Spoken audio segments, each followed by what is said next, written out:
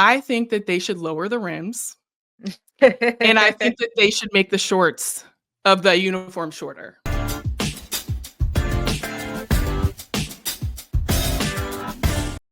Welcome to We Need to Talk Now. I'm Alicia J, and as always, I'm here with Ashley Nicole Moss. How are you doing, Hello, Ashley? hello. What's going on? Today has been a weird day, but I do want to say, before we even start everything with the show, we just have to, obviously give a shout out to Martin Luther King Jr. Today is MLK Day, and there's no words to express what he has done for us and for the world. And so we celebrate him today and every day. Yeah, absolutely. I mean, obviously, we've been taught so much about Martin Luther King, and there are other incredible civil rights activists and leaders that were prevalent at that time, really just making the world a better place for you, for myself. And I also think about it from a terms of, being a product of a biracial relationship. There's so much credit that I have to give to the people who were on the front lines, back during that movement, because if it weren't for, their sacrifice and dedication to the cause, I would not be sitting in this position where I am right now. And so many other people who are products of interracial relationships would not be where they are. And words cannot express just the gratitude for the selflessness and the dedication, like I said, to making this world a better place. So we honor MLK, all the civil rights activists and leaders, not just today, but every day. Every single day. And since we're here on We Need to Talk Now, we are going to honor a lot of the things that are going on in women's sports right now. We're going to give our mid-season picks for Women's College Basketball Player of the Year. It's kind of hard right now. There's a lot of people in the running, but we're going to do that for the Player of the Year and also Freshman of the Year. Mm-hmm. Casey Stoney, who we've talked a lot about on this podcast, had a lot to say, kind of revealed some more things that were going on behind her departure from San Diego. So we'll get into that. Unrivaled launched, and it was amazing.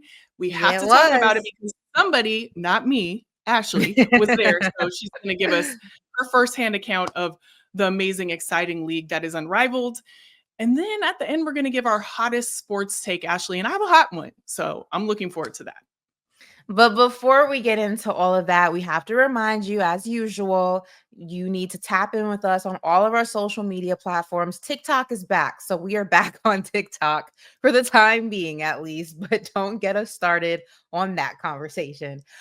You can follow us on all the social media platforms for now, as well as Alicia and myself. Make sure you are tapped in and tuned up with your notifications all the way up as well on YouTube. Make sure you subscribe, you're sharing. That's where we post full-length episodes. That's where we post full-length interviews and everything and anything in between. And if you are a podcast listener, not a watcher, we got you covered there too. Scan this QR code right here and we will pop up wherever you get your pods. We're on Spotify and we're on Apple Podcasts. So there's no reason to not be tapped in with us right here at We Need to Talk Now. Tap in because we have everything. And today we have another weekly roundup that I'm looking forward to these every week. I think they're pretty cool, Ashley. I don't know how you feel about them, but with all the things that are happening, we got to keep you up to date. So let's just start. There's so many things to get into. Dawn Staley was in her bag this week, okay? Because she signed a new contract that makes her the highest paid women's basketball coach of all time. I mean, and in her very bag, well deserved. Literally and figuratively. Listen, can I get a loan, coach? I am not mad at it. And I love the ad that they put out there. They said Dawn Staley's big business. I think that was the ad that was floating around on social media, which I like that. Big business is a flex for sure. Oh, it's a flex for sure. And she can flex all the way to the bank because that's exactly what she's doing. And I'm not mad at it. More women's basketball things that we have to share is Kelsey Plum became the first UW women's basketball player to have their jersey retired, which was awesome. And I feel like jersey retirements happen together for some reason. Like there's always like more than one that happens at once. Liz Kitley also had her jersey retired by Virginia Tech, which was really awesome to see. We love to hear that. Yes. But it is. It's all. I almost feel like they get together and they're like, "How many can we retire in one weekend?" Because I think we should do Well, it all. and speaking of women's basketball players, Paige Bueckers became the fastest player at UConn, or in UConn history, I should say, to reach 2,000 points. And when you put into perspective, just kind of the tumultuous experience she's had, not because of the organization, not because of the university, the program, but because she's been dealing with so many injuries on and off throughout her entire career, to still be the fastest ever to reach 2,000 points just puts into perspective how much of an absolute baller she is. Penn State also took down previously undefeated number 9 Ohio State for the first win against an AP top 10 opponent since 2012. Ohio State, as we know, the football program, will be competing in the national championship tonight. So make sure you guys are watching that as well. It should be a good game. And Caitlin Clark, her dreams came true because as a diehard Swiftie, she was spending time with Taylor Swift in Taylor's box at the Kansas City Chiefs game, which the Chiefs won. No surprise there. Breaking the women's sports internet, not just because she was hanging out with Taylor Swift, just because of the trajectory. She's a lifelong Chiefs fan. She's said that time and time again. She's a diehard Swiftie. She's gone to the Eras Tour. She's spoken about Taylor Swift before she's even known Taylor Swift. And now she's one of the biggest stars in women's basketball, hanging out with one of the biggest stars in music. Dreams do come true, everybody. Keep dreaming. They do. One day you too could be hanging out with your idol. Beyonce, I am talking to you.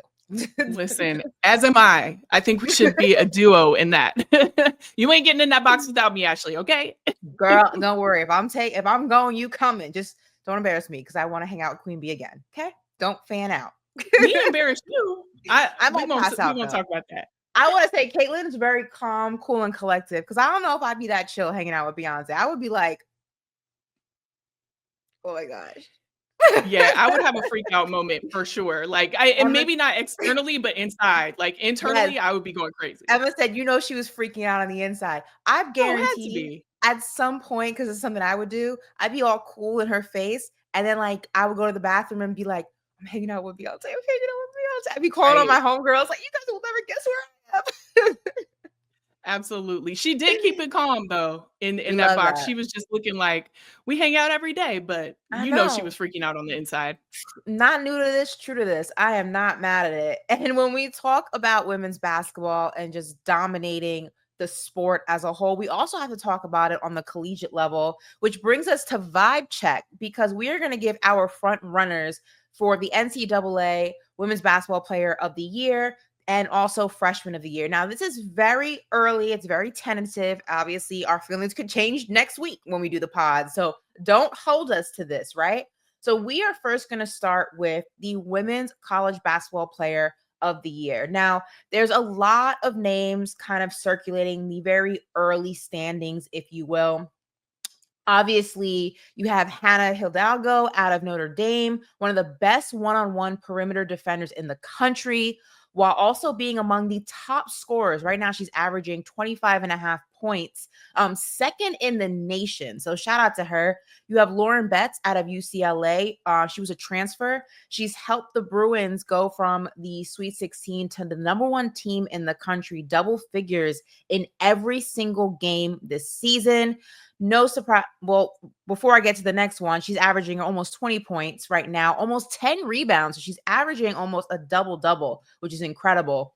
No surprise here with this name. I feel like we know it. We've heard it. We're going to keep hearing it. JuJu Watkins, USC. She's averaging 25 points, third in the nation, almost 7 rebounds, almost 4 assists. She's obviously improved in shooting, creating plays for her teammates. So her court vision, her court awareness has also really improved. She's cut down on turnovers, which is something when I spoke to her at Big Ten Media Day, she mentioned was a big target for her in this offseason when she was working out with a variety of different athletes and things like that. And last but not least, we just talked about her. Paige Bueckers out of UConn. She's averaging almost 20 points and an impressive first year back for somebody who was coming off an ACL tear, which is anything with your ACL takes a lot of rehab, just a lot of care, even when it does fully heal. And as we mentioned, reach 2,000 points faster than anybody else who's ever done it. So looking at some of these names, Alicia, obviously, I feel like JuJu's the safest pick, but when you look at it though, she's third in the nation right now. So there are some competition brewing for her in some other areas. Who are you leaning towards right now? Ashley, I think JuJu would be a great pick, no doubt. One of the things when I think about a vibe check in women's college basketball is that we have so many amazing players to look at, and they're all balling in different ways. But I would pick Hannah Hidalgo, hands down. Hmm.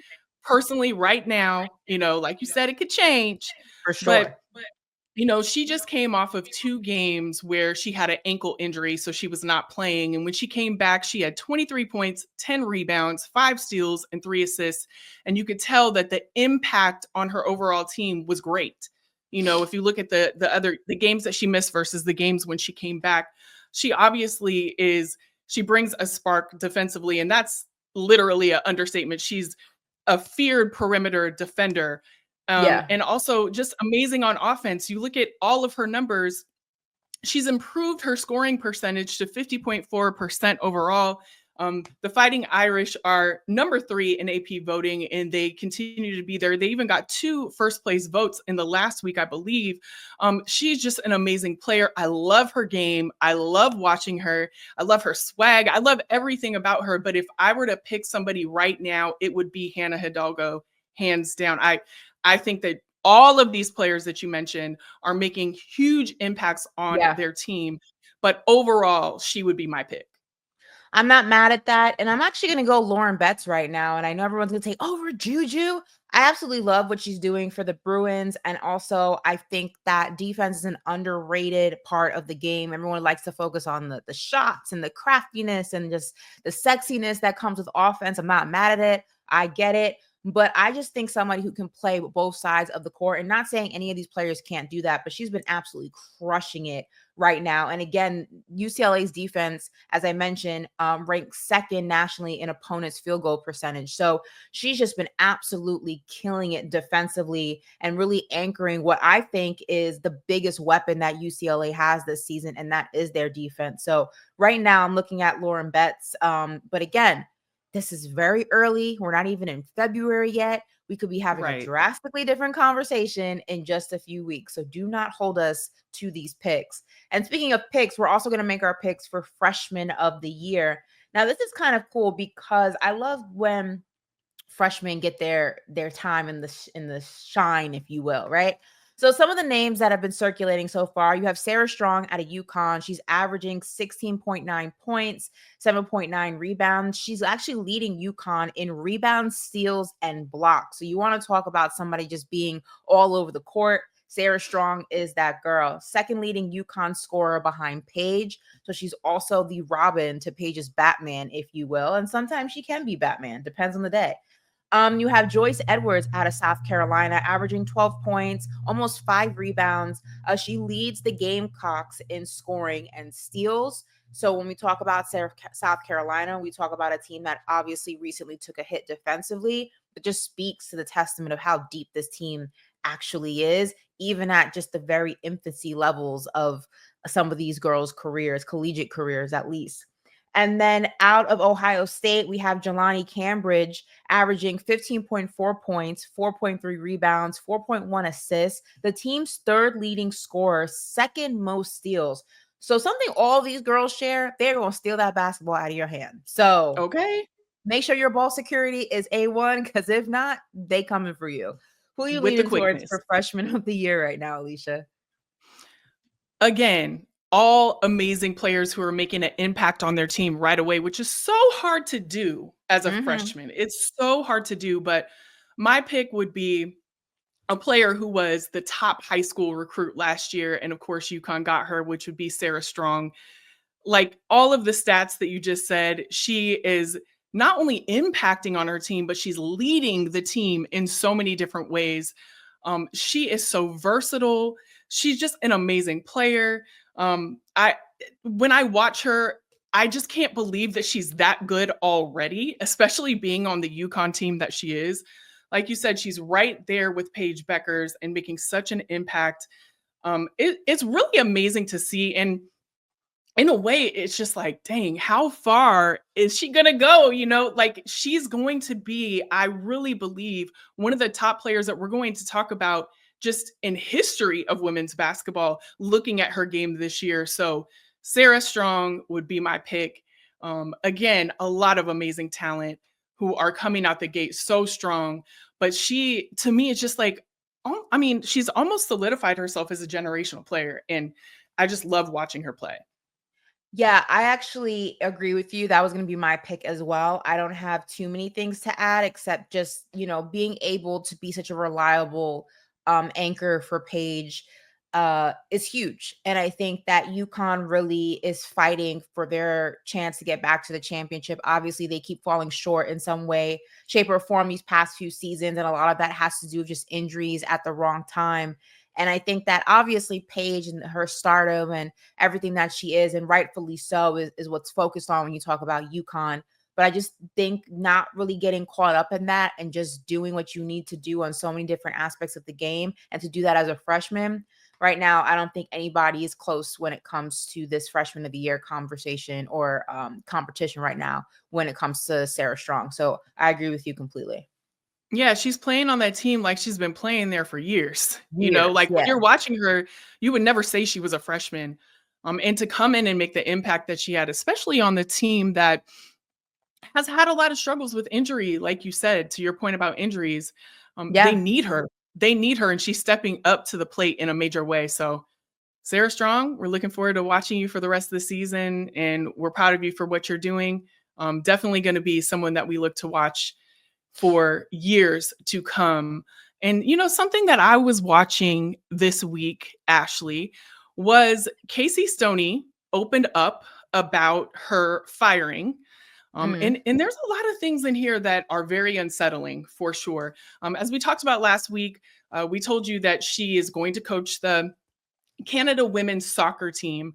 And over the weekend, an article came out in the Times, a huge article, obviously, in which Stoney said that there was, she gave her account of the story. We've heard things here and there, but she told us straight up. She said that she was fired by San Diego while in the UK for a funeral, number one. Mm. That's But the horrible. firing actually canceled the visas. Okay, this is huge. Canceled the visas of Stoney, her wife, and her 3 children. So it was immediate, and it left them in the UK without a home, which, like, to do that to someone on any level is just diabolical as far as I'm concerned. Um, this quote is, "We were angry for a little while, but then we worked to get a sponsor for a visa to get back to San Diego. And that was a conscious decision as parents. I'd come home to the UK for a funeral and got the call as soon as I landed." So literally, you land for a funeral, you're already, having this moment that nobody wants to have. And then on top of that, you fire some, like, you can't tell me that they couldn't wait for that. Um, while Stoney fielded many head coaching offers from club teams, she just said that they weren't right for her family. I mean, they've already been through so much, right? And they just weren't the right fit. And when Canada came a calling, she literally just thought that it was right for her work-life balance. So when you hear this, Ashley, what do you think off top? Because to do this to somebody, in my opinion, is just, I can't even imagine that when you could wait, make sure their visas were good, make sure that this coach who has put in time is good for you. But what are your thoughts when you hear her account of what happened? For starters, I mean, isn't there a thing called bereavement? Aren't you supposed to give people like time when there's a death in their immediate family to go through the process and not be bothered by work? Is that not a thing in sports? Like that's crazy. Um that's first of all, I'm taken aback by that. And even if there isn't a things, even if bereavement, excuse me, is not a thing in professional sports, which I would be willing to bet that it is, but let's just play devil's advocate and say that it's not. It's just common decency. Like you're dealing with something already. Not to say that they had to like postpone, the firing or the hiring of somebody else, but maybe just give her and her family some time to deal with what is a very serious and just gut-wrenching and heartbreaking thing to go through, and just hold off on contacting her and let her deal with that. But even if you wanted to make sure, because media can leak things and things like that, and you wanted her to find out from the club directly that she was no longer going to be the coach of the organization, and you wanted to be the one to place that phone call, that's fine. I can respect that, I guess, in a way. Don't cancel the visa. Like, make sure she can get back to the States. Like, that's crazy to me. That's where it gets very just childish, manipulative, disrespectful, not cool. Like, all of those things, all those adjectives. There was a right way to handle that, and that was the wrong way to handle that. Period, point blank. Absolutely. Absolutely wrong way to handle it. And here's the thing. We can talk all day about if she should have been fired or not. That's a whole nother podcast, right? We talked about this before. But if you're going to do it, you honor the coach who has been coaching your team.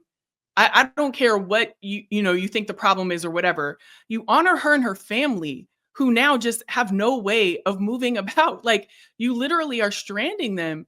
I don't care if you like the coach or not. That is just not something you do to a human being on purpose. You just don't do that, let alone their entire family. And Jill Ellis, who obviously, was a part of this whole thing and the whole controversy and the firing, she is essentially given a promotion by, FIFA. Like, literally, she was essentially giving one. And I feel like when you look at soccer, this has happened many times on many occasions where someone does something that is not right, or there's a controversy around it or whatever, and then they are promoted in some way. What are your thoughts on that, after someone does something like this? We've seen this in a multitude of different scenarios. I think that it's messy. It stains the promotion. It tarnishes the promotion, if you ask me personally. I know some people don't care about that. Some people don't think about energy and things like that. I think everything harbors energy. Everything has like a vibe to it. I wouldn't want this to be how I got promoted, how I was, elevated in my career, but that's just me. And again, it just goes back to business is business, but human decency is also human decency. And this wasn't like she was on vacation. This wasn't like, she was just backpacking through Europe. And yeah, it's messed up that you spoiled her trip, letting her know that she was going to be fired. And that sucks. That's unfortunate. This was a funeral. This is like calling someone the day of their wedding and saying, hey, you're fired. And by the way, you can't come back to the States when you're done getting married. Like, you gotta have there's gotta be a level of, what's the word I'm looking for? Just couth. Like, Karma? you know what I mean? People don't have Well, couth yeah, these days. but Like, if people lack couth, like, it's just, there's a right and a wrong time to do certain things. That was just the wrong time. Or decorum, yeah. yeah. Decorum's a good Yeah. word too. Like, just lacking just basic decencies. It just, I don't know. It's icky. I don't like it. Yeah, couth, decorum, and when I said karma, I'm thinking about what happens to you when you when You're you not do wrong, some things girl. like this, okay? Mhm. But, it's also to me, I don't care what sports league it is. When someone has done things like this, or even there was a lawsuit, we talked about this, filed against Jill Ellis, the Wave and the NWSL were sued by 5 former employees alleging multiple forms of discrimination, sexual harassment, retaliation, and wrongful termination. Ellis has since been hired as FIFA's chief football officer and given a promotion. If someone is, you don't promote them afterwards. Like, let's look into why these things keep happening with this specific person, why they move the way that they move, why people are accusing them of certain things, and not give them promotions. Like, I don't Right. understand how this keeps happening in sports, and it's definitely something that needs to be looked at across the board, and especially in this case. Like, there's no room for it. And it'll happen again. That's another thing too. So you want to promote somebody that does something like this, is definitely something that can happen again. So we'll keep tabs on all of this. This isn't the end of this. Unfortunately, I hate to say that, but we've seen it time and time again across all leagues. So, but definitely pivoting in a big way. Let's talk about a league that's doing great, and something that launched recently that we both love to see was Unrivaled. It's the 3-on-3 league that is literally for the players and by the players. I have absolutely loved every minute of this launch. But Ashley, you were actually there in person. You went Yeah. with your dad, which is so Mhm. amazing. And you can tell us Mhm. more about that. But what were your thoughts, live and in person at the Unrivaled launch?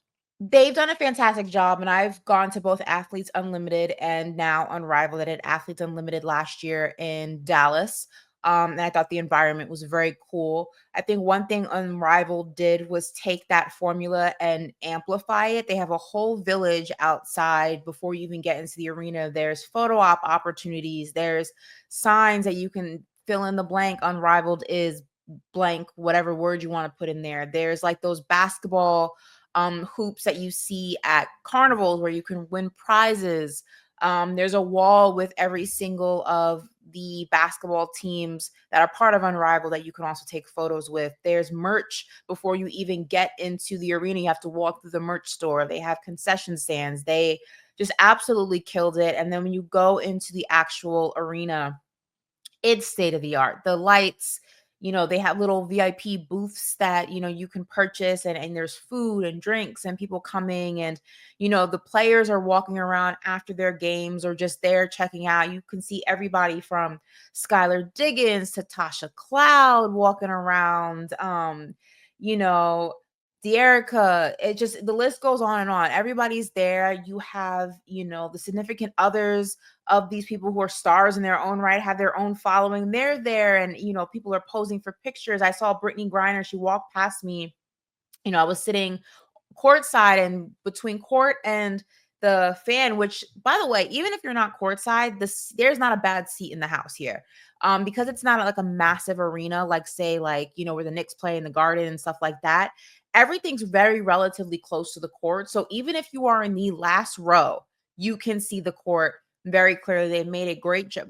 They had a great effort in making sure everybody's seats were going to be just quality. So that was awesome. But I'm seeing like Brittany Griner walking around, and fans are stopping, like, Brittany. She's stopping to take pictures on the way to the family section. Just very cool. The competition is there. These women, I know there was a lot of criticism about, the game and how hard these women were. They're actually playing. They want to win. And I know it's not the W, and I understand there's no championship, or the championship is not the same magnitude as winning a WNBA championship and whatnot. They're actually playing. So don't get it twisted. Now, again, this is an off-season league, so I would not expect the same level of competition that we see in the WNBA. This is like a heightened pickup basketball game, and I just think that in itself is cool. You have players who've never played together. You have players that I've never gotten a chance to see in person. I love Skylar Diggins. I've never been able to watch her play in person. This is my first time ever seeing her hoop. It's great all the way around. If you have a chance, obviously Unrivaled goes on until March. If you have a chance to get down to Miami and check out a few games, definitely do it. It's a great time. My dad loved it. So Well, that was the first time, Ashley, that you were at an actual, like, women's, like, game with your dad, right? Like, yeah. I know you talked about, Hmm. that he was one of the people who introduced you to basketball and, women's basketball and all of that, but how was it actually seeing it with him in person? I think that's It so was special. it was cool. Like so the first game was a blowout, was not a good game. The second game, that was a game between Fee and Skylar and Angel Reese. Their teams were competing, and that was a much more competitive game. That game came down to the wire. So the format is basically, for people who are unaware, they play 3 quarters and they're 7 minutes, I believe. And then at the end of the game, the third quarter, whoever has the higher score, 11 points is added to that number. And the first team in the fourth quarter, no running clock, to reach that is the winner. So it's very much like FIBA mixed with the All-Star game last season for the men. So it's a lot more fast paced. It's a lot more like, how you used to play basketball when you go to the parks and things like that. It's like best to 21, and it's that kind of a vibe. My dad liked it. He was very into it. I heard him saying, oh, like a few times. So I've been introducing him to the WNBA more. He's been watching games on TV, but this was his first time seeing a lot of the players that he's seen on TV in person. And he enjoyed it. He'll definitely be going back. And I love to see the diverse crowd. There were so many, not only women, but men in the crowd, and people are making signs and they're wearing their favorite WNBA jerseys. It's if this is any testament, a small sampling of what it would look like to bring a women's team to Miami, then they got to get on that pronto, because there's definitely a market for it. Definitely a market. And I know just from watching it on TV, right? Because I definitely was not in Miami, even though I wish I was. Girl. I do have to pull up. It's on my list. I definitely want to go. As long as we can get the court side, Ashley, because you did throw that in there. She was court side. So we definitely should pull up. But it was exciting to watch. I love the coverage. Shout out to Lisa and Renee. They killed that. I mean, everybody did. CP, we could go down the line, but it was awesome to hear their analysis. The look of it was, really exciting to me. I love the way that the court was, the way that even the audience was placed. I just, everything was top notch and very strategic. That they are doing this very strategically, and I love seeing that part of it. Even from the fact that this is happening right before they're going to sign a whole other contract, and they're giving them the blueprint of the things that they want is so awesome to see. Like I love everything about Unrivaled, and also the content that is coming out of this. We all know that content is king, and it runs a lot of these leagues. It brings in the viewership. It shows people exactly what they need to see. And like literally the players being together is making amazing content that makes me want to watch as well, which is also part of the strategy. So I am a huge fan of the league and obviously the players, but I'm a fan of everybody who's behind it. Like this league is literally groundbreaking on so many levels. And I hope that every sports league is looking at this, because literally I can't say enough about the strategy behind it and what they are accomplishing in the very short amount of time that they've had to bring this league to fruition.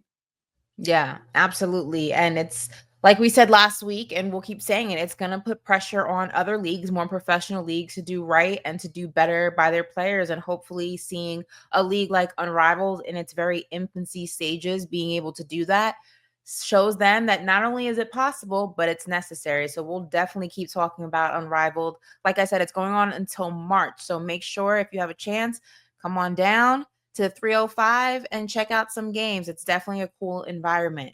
Now, before we close out, it's time for one of our favorite conversations, candid conversations, that is. And right now, last week, it was our biggest pet peeve, and we went in, we had some things we had to get off our chest, and now we're going to also get some things off our chest. That's what this segment is about. It's really a therapy segment that Emma puts in for us. This week's topic is, what are your hottest sports takes? It could be one, it could be multiple. Alicia, you kick things off. What is your hottest sports take? You know what, Ashley? I have one really hot one right now. And there's been a lot of conversation from people that viewership is down for men's sports leagues. They're saying that it's down. There's a lot of conversation on how to get the viewership back up, specifically in the NBA. I've seen a lot of conversations about that. And what I think they should do is, I think that they should lower the rims. And I think that they should make the shorts of the uniform shorter. That's what I think they should do. That's exactly what they should do to maybe they should wear more makeup. Maybe their hair should be better. That's the solution, isn't it? I mean, maybe it is. More dunking. We need more dunking. Well, lower the rims and you can dunk more, right? I mean, that's great. Yeah. That's apparently what it is. So I am not mad at it. Alicia with the smoke. Pew, pew, pew, pew. Well, listen, my hot take, honestly, also is about the NBA as well, because coming up, it's Rivals Week in the NBA. And here's my pet peeve about Rivals Week. The rivalries are made up. The rivalries, most of these rivalries don't even exist. Let's talk about some of the matchups, right? Obviously, you have the Lakers and the Celtics. I get it. That's a historic beef, right? The Kings and the Warriors. Let me know, Alicia. Do you guys have beef with the Sacramento Kings? I've never heard of a beef between the Warriors and the Kings. I wouldn't say that it's a beef, but I would say that people do get up for that game because we're so close. Really? No, I'm saying it's so close that a lot of Warriors fans go to, the Kings games, and the Kings fans go to the Warriors games and vice versa. So I wouldn't call it a beef, but I would definitely say there is. That the Sacramento Kings are a rival of the Warriors. No. Okay. This is my point. No. Like, it's not a beef. Like, we're here and the Kings are, you know what I mean? No, it's proximity is what it is. Right. It's a turf war, maybe. Maybe it's more of a turf war than so some of the other matchups that make me laugh are you have the Denver Nuggets and the Timberwolves. I didn't realize they had this years old rivalry. You have the Pelicans and the Grizzlies. Also didn't know of the historic Grizzlies Pelicans rivalry.